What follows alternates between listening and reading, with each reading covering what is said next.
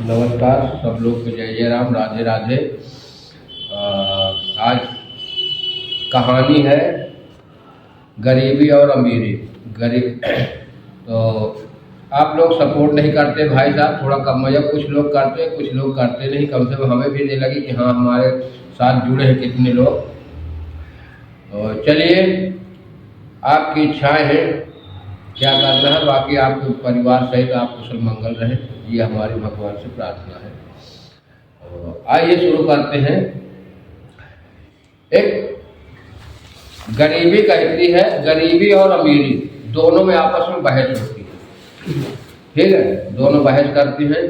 तो बोले कि मैं बड़ी, वो कहीं मैं बड़ी, तो कहें ठीक है देखते हैं। अब कहीं जा तो पहले अमीरी जाती है। अमीरी जाति मतलब लक्ष्मी जैसे समझ लो। अमीरी जाति उसको राजा बना देती। राजा हुआ, राजा होने के बाद फिर जो है उसने अपना राज चलाता रहा। राज चलाने करते होते करते दो बेटे हुए उसके। दो बेटे होने के बाद उन्होंने जो है औरत के साथ रहते रहे, बड़ा कुशल मंगल। मतलब प्रजा का भी बहुत ध्यान रखते रहे, कोई प्रजा दुखी नहीं रहती थी। एक दिन संत आए, उनसे बोले कि हमने सुना है तुम बहुत अच्छा दान करते हो, बहुत अच्छे हैं अपने मतलब राज्य में, और सारे लोग प्रशंसा कर रहे हैं कि दर्दानी राजा हैं, बड़े हैं। बोले महाराज मांगिए, हम आप जो मांगे वो देंगे। कहीं देख लो, फिर बाद में मुकर नहीं जाना। बोले महाराज मुकरना क्या है, पहले आप गद्दी में बैठिए, उसके बाद मांगिए। तो उन्होंने जब बैठे गद्दी में मांगने के बाद कि उससे 3 बार करार करवाए कि दोगे, सत्य बोल रहे हो कि नहीं, मुकर जाओगे। उसने कहा नहीं हम देंगे महात्मा, आप आदेश करो। और उसने जो है गद्दी में बैठ के बोला हमको आपको राजपाट चाहिए। तो वो सन हो गया, कहने महात्मा आप तो संत आदमी हो, राजपाट में। कह इससे मतलब थोड़ी, आपको दान की बात है ना, अगर मुकर रहे तो मुकर जाओ। उन्होंने कहा नहीं। उन्होंने तुरंत अपना सरताज उतारा और उनके सर पे महंत के लगा दिए, साधु जी के। अब लगा दिया, लगाने के बाद बोले कि मैं एक प्रार्थना करना चाहता हूँ। बोले बोलिए। अब अकड़ू राम रहे संत, बोले बोलिए। कहें कि मेरा आज तक का उद्देश्य कोई प्रजा दुखी नहीं रहा मेरे। कहें ये बात तुम मुझसे सवाल कर रहे हो, मैं राजा हूँ, तुम प्रजा हो, मेरे देश से निकल जाइए, मेरे रास्ते। अब भाई उन्होंने गए, कोई बात नहीं। गए रानी के पास, 2 बेटे थे उनके, दोनों बेटों के पास गए। औरत से बताया कि बहुत अनर्थ हो गया। बोले क्या हो गया? तो बोले हम किसी को दान में अपना राजपाट दे दिए। कहे कोई अनर्थ नहीं हुआ, जहाँ पति है वहाँ पत्नी है, और जहाँ पति पत्नी वहाँ बच्चे हैं।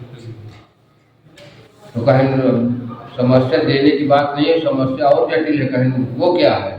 कहें उन्होंने कहा हमारे राज को आज ही 24 घंटे के अंदर छोड़ना पड़ेगा। तो कहें कोई बात नहीं, हम लोग छोड़ दें, चलिए। दोनों बच्चों को लेते हैं। कहें और काम, एक काम है। कहें क्या? कहें राज से कोई सामान भी नहीं ले जा सकते।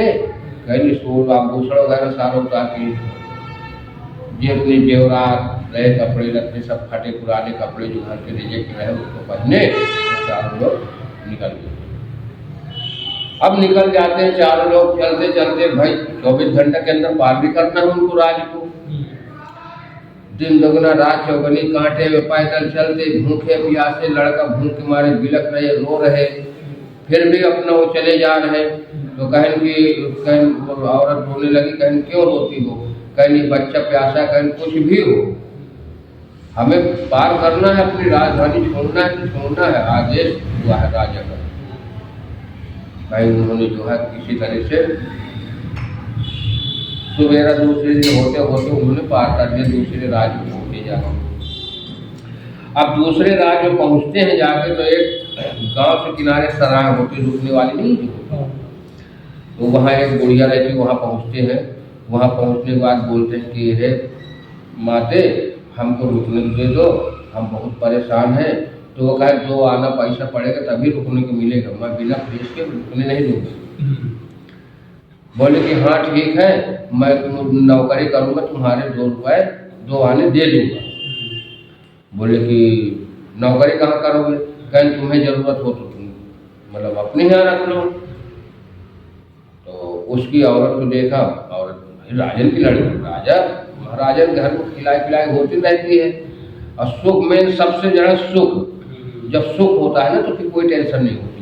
अब देखिए सुख रहा थोड़े दिन के राजा हुआ, 2 बच्चे हो, उसके बाद उनके दुख पड़ने लगा।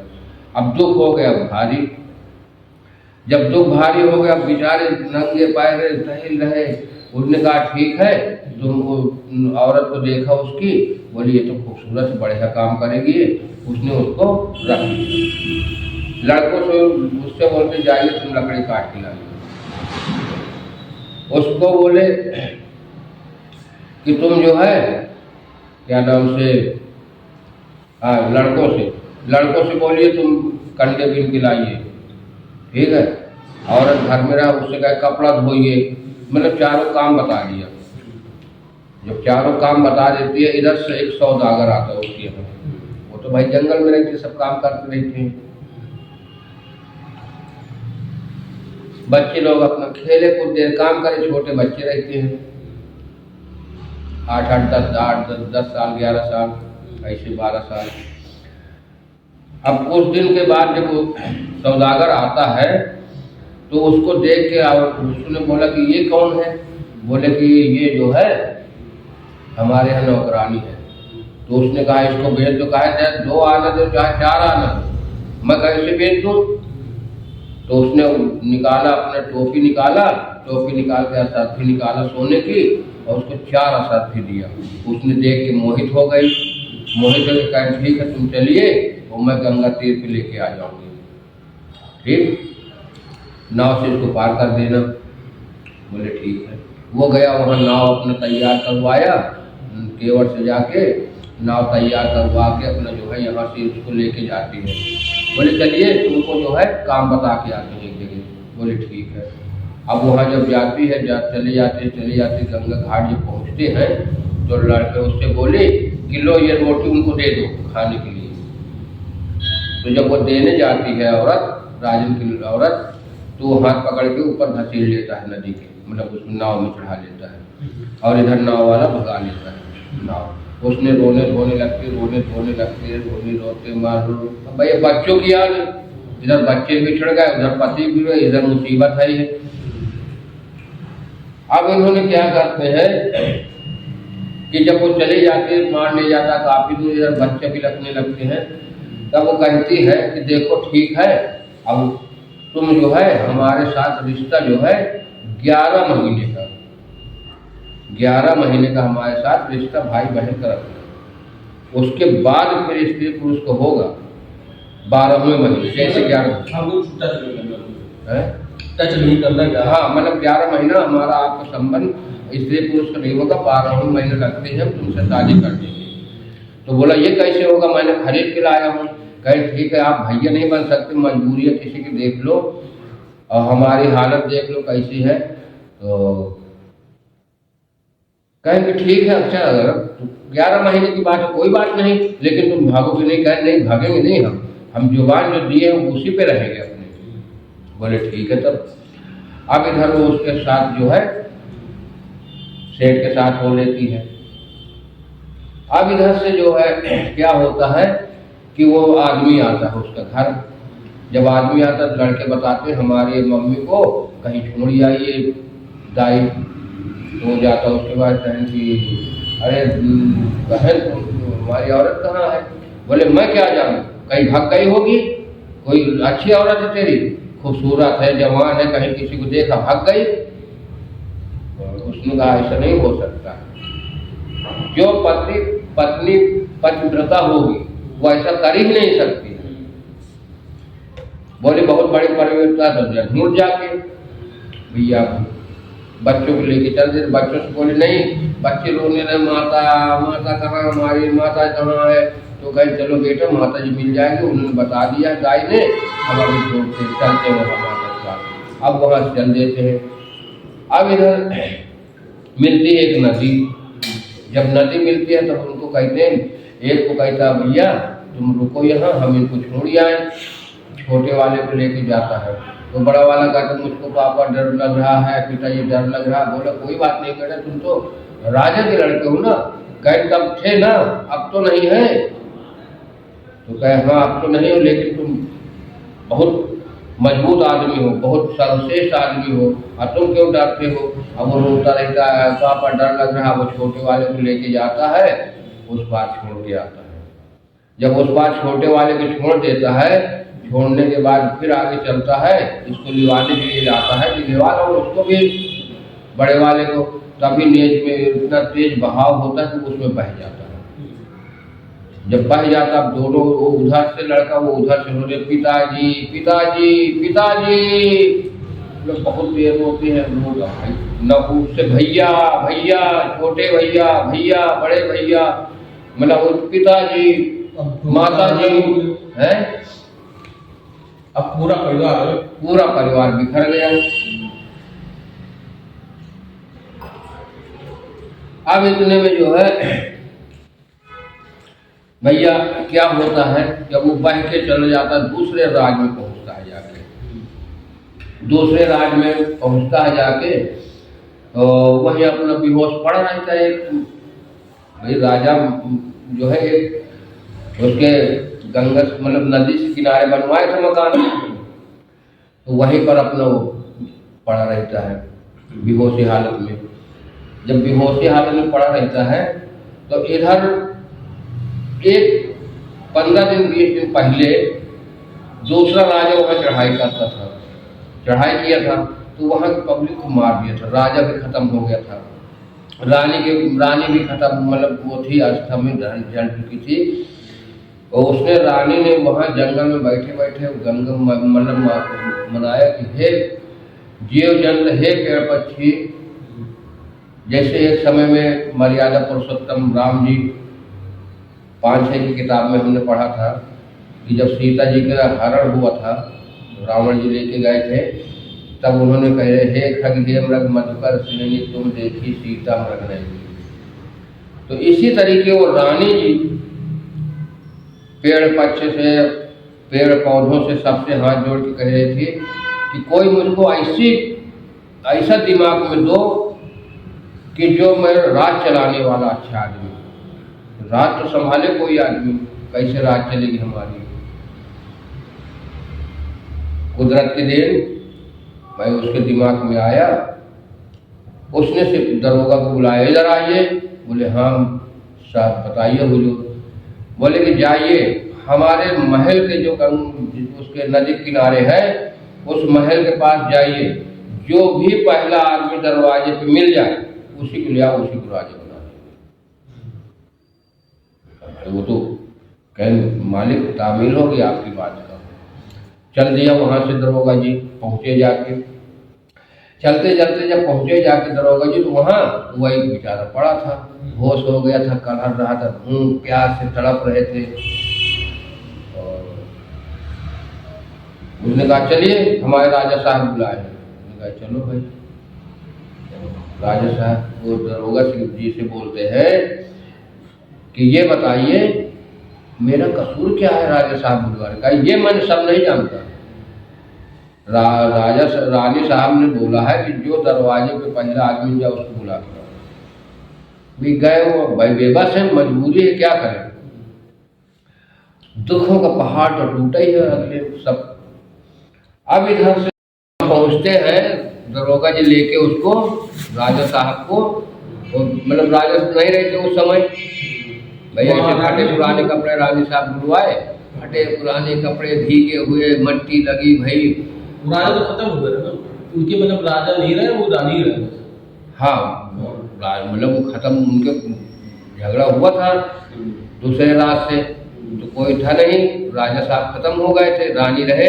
तो रानी ने बोला था कि जाइए दरोगा जी, कोई जो भी दरवाजे पे हमारे मिल जाए उसको ले आइए, पहला तो उसको जो है हम राजपाट दे देंगे। तब दरोगा जी जाते हैं, उसको पकड़ के लाते हैं। अब वो बेचारा डरने लगे, दरोगा जी पकड़ के ले जा रहे, मुझको कौन से खता हो गए दरोगा जी? बोले ये हम सब नहीं जानते, रानी साहब बुलाया है, उन्होंने जो कहेंगे वो अपना सजा देंगे। गए भाई वहाँ डरते डरते, रानी साहबा गई, जाइए नहा के आइए फटाफट। बोले चलो नहाए भाई नदी में। नहाने के बाद नहा पहुँचे, तब रजवाड़े कपड़े लाए, उनके मुकुट पहनाया गया, मुकुट पहना के उनको गद्दी में उठाया कि हमारे राजा साहब है नहीं, राज को चलाने वाला कोई, आज से तुम ये राज संभालिए, हम जाते हैं अपना रिश्तेदारी वगैरह घूम के आते, कहीं जा नहीं पाते हैं और हमारे बस का है भी नहीं राज संभालना। उसको राजा बना देते हैं। उसको राजा बना देते हैं। इधर क्या होता है कि जो धोबी दोनों लड़कों को लेके जाती है, वो पढ़ाती लिखाती रहती है, काफ़ी दिन हो जाते हैं जब, तो उसके बाद लड़के बोले कि हम नौकरी करेंगे और आप लोग कभी आराम हो जाएगी। वो बोले नहीं नौकरी नहीं करना, तुमको खाना मिलेगा, पानी मिलेगा, क्या तुमको दिक्कत है, कहे जाओगे बाहर। बहुत ममता प्यार करती हैं दोनों उनको अपने बेटों से ज़्यादा, कि उन बच्चे कोई रहता नहीं, दोनों बार अकेले रहते थे। तो इसके बाद बोले कि चलो अच्छा ठीक है। वो धोबी बोला कि चलो अच्छा जाने दो, कोई बात नहीं, हम जाते हैं नदी पार करवा के आते हैं। और वहाँ से भैया जाता है, दोनों को नदी पार करवाते हैं। नदी पार करने के बाद दोनों भाई चल देते हैं दूसरे राज्य में। अब इधर वो आते, दोनों मियाँ बीवी खूब रोते हैं आपस में कि बताओ दोनों भैया अपने रहते थे, कितना अच्छा लगता रहा, अब चले गए अच्छा नहीं लगता रहा। कहें सब दूध बढ़िया पीते थे, एक एक गिलास दो दो गिलास, खेलते थे कूदते थे। कहें इसीलिए तुम मुझको दूध नहीं देती थी, सब उनको पिला देती थी। अरे कहें बच्चे हैं वो, अपने बच्चे हैं। कहें हाँ चलो ठीक है। अब दोनों रहने लगते भाई, उनका तो वही काम है, गाँव कपड़े ले जाना, नदी में धुलना, वापस आना, सबको देना सुखा के, यही काम था उनका। इधर वो दोनों बच्चे जाते हैं, तो वही दरोगा जी से मुलाकात होती है। जब दरोगा जी से मुलाकात हुई, बोले हमको नौकरी के लिए रख लो।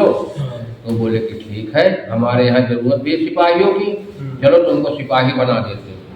गए राजा साहब पास, राजा साहब दो बालक आए हैं, बढ़िया नवयुवक है, दोनों बढ़िया ईमानदार भी लग रहे हैं और पुलिस की कमी भी है अपने उसमें राज में, सिपाहियों की भर्ती कर लेते हैं। बोले ठीक है कर लो, आप ये समझ लो दरोगा भी हो और आप मंत्री भी हो हमारे, आपको जो करना अपने उचित करते रहो। बोले ठीक है, उनको दोनों को भर्ती कर लेते हैं।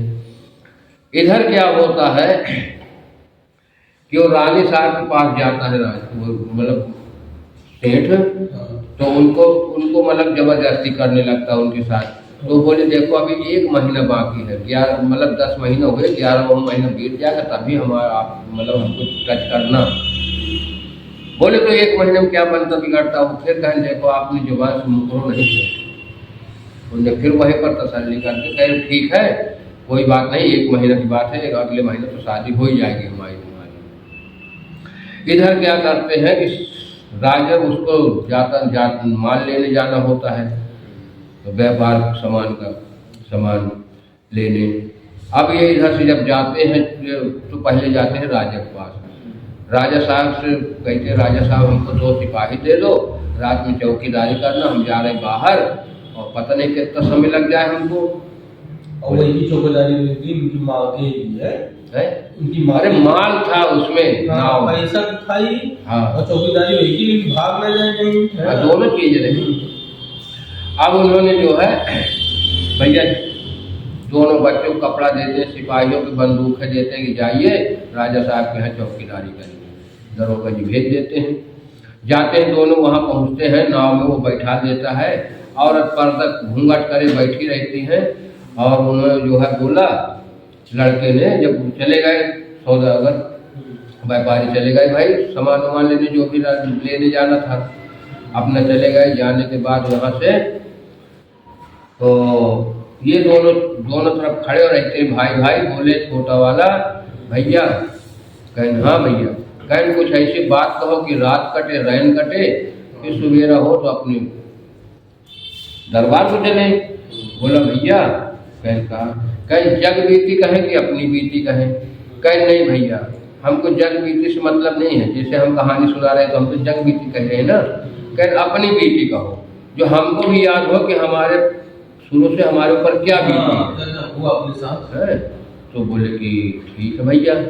तो वो सारी चीज़ वहीं से बताता है कि हमारे पिताजी राजा थे, फिर वहाँ संत आए, संत ने दान मांगा, राजधानी हमारी उन्होंने दे दिया, हम फटे पुराने कपड़े पहन गए और उसने कहा कि हमारे राज से निकल जाइए। तो हम लोग पिताजी लेके माताजी चली आई।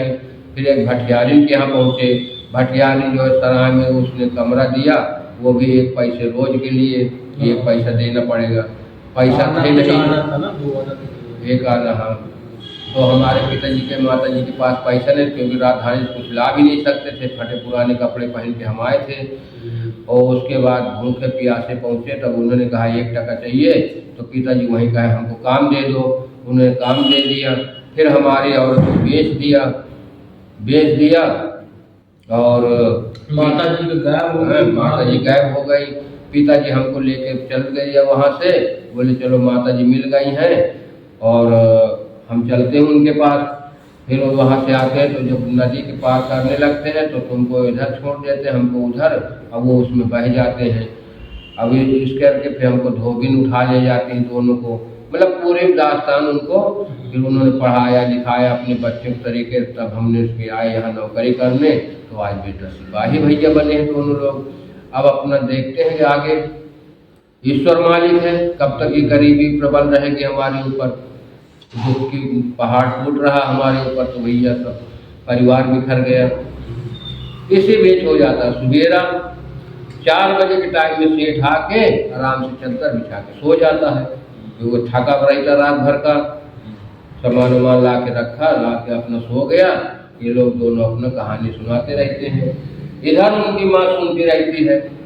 सुनते सुनते जब उन्होंने कहा उनकी माँ उनके लिए है, लेकिन वो समझो सेठ कमाई थी उनकी, और सेठ के इनका पता नहीं कि मैं माँ सुन रही। तो अब उन्होंने बोले कि अरे ये तो मेरे बेटे हैं, अब इनसे कैसे मैं कहूँ कि मैं तुम्हारी माँ हूँ। अब मुझको ये खरीद लाया है व्यापारी ने, और वो भटियारी ने बेच दिया हमको, ये भी कहीं नहीं कह सकते इनसे। तब उन्होंने दिमाग लगाया, जब उन्होंने सवेरा हुआ, उन्होंने कहा माता जी हम जा रहे हैं और सेठ जी तो सो रहे हैं। बोले हाँ जाइए, चले जाते। फिर अब उसने सोचा इनको मैं मिलूँ कैसे, अब कैसे प्रकट करूँ कि मैं तुम्हारी माँ हूँ। अब उन्होंने क्या करती है कि सारा उनका सामान उठा के फेंक देती गंगा जी में। गंगा जी में फेंक दिया, भी अपना आए घर में कपड़े वपड़े उतारे, राजा के यहाँ जो उनका कमरा मिला था उतार के अपना सो गए दोनों भाई। जब सो जाते हैं तब ये रानी उसको सामान फेंकती है, सामान वामान फेंक के बोले अरे उठो उठो भैया उठो। कहीं क्या हो गया, क्या हो दूसरे मतलब अपने वो दूसरे बंदूक है ना, क्या दूसरे वो है ना दूसरे बंदूक, वो तो लोग सो ही रहे हैं, दूसरे बंदूक बोला ना वो और समझ में ना पता नहीं कहाँ सुन रहे हैं। नहीं अरे औरत बोली वो सौदागर से उठो भैया। अच्छा भैया का वो तो सौदागर भाई रिश्ता उनका थोड़ी मियाँ बीवी का थोड़ी है, सौदागर से बोली हाँ भैया उठो। वो 4 बजे आ गए सामान लेके, सो गए थके में। ये पूरी कहानी सुनी, उसने कुछ सुना ही नहीं। इसीलिए हमने पूछा, क्योंकि आपने दोनों देखो सोने को भी चले गए हैं ना। अब वो सो गए आके यहाँ अपने वहाँ जहाँ कमरा मिला था। सौदागर से बोली भैया उठो, वो हमारा सामान चुरा के चले गए। इसीलिए बोला, नहीं तो पब्लिक थोड़ा सा नहीं, तभी तो हम बता रहे हैं ना। तो उन्होंने जो है बड़ा चटक के उठा, क्या हो गया क्या हो गया। तो बोले अरे वो जो सिपाही है वो तुम्हारा सामान सब चुरा के भाग गए। बोले अच्छा चलो चलते हैं राजा के पास। अब राजा के पास पहुंचते हैं। जब राजा के पास पहुंचते हैं, फिर राजा साहब वो पर्दा किए रहती है।